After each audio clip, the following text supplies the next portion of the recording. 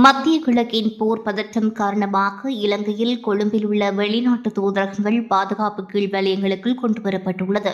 மத்திய கிழக்கில் அதிகரித்து வரும் பதற்ற நிலையை தொடர்ந்து கொழும்பில் உள்ள வெளிநாட்டு தூதரகங்களும் சுற்றுலா பயணிகள் தங்கும் ஹோட்டல்களும் விசேட பாதுகாப்பின் கீழ் கொண்டுவரப்பட்டுள்ளதாக போலீசார் குறிப்பிட்டுள்ளனர். அதனைத் தொடர்புடைய பிரிவுகளுக்கும் குறிப்பாக சுற்றுலா போலீஸ் பிரிவுக்கும் வெளிநாட்டு பயணிகள் அதிகம் வருகை தரும் முக்கிய இடங்களிலும் ஹோட்டல்களிலும் பாதுகாப்பை வலுப்படுத்த போலீஸ் மா அதிபர் உத்தரவிட்டுள்ளார்.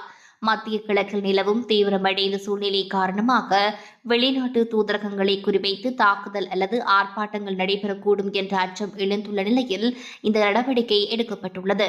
தூதரக வளாகங்களை முற்றுகையிடும் முயற்சிகளையும் கட்டுப்பாட்டை இழக்க வன்முறை ஆர்ப்பாட்டக்காரர்களை தடுக்க முன்கூட்டியே பாதுகாப்பு ஏற்பாடுகள் செய்யப்பட்டுள்ளதாக அதிகாரிகள் குறிப்பிட்டுள்ளனர். இதற்கிடையில் ரோந்து பிரிவுகள் தூதரகங்கள் அமைந்துள்ள வலயங்களிலும் சுற்றுலா முக்கிய பகுதிகளிலும் பகல் இரவு ரோந்து பணியில் ஈடுபட்டு பாதுகாப்பு மீறல்கள் ஏற்படாதவாறு கண்காணித்து வருகின்றன. அத்துடன் நாட்டின் பல பகுதிகளில் செயற்படும் சாபாத் மையங்களுக்கு 24 மணி நேர பாதுகாப்பு வழங்கப்பட்டுள்ளதாகவும் போலீசார் குறிப்பிட்டுள்ளனர்.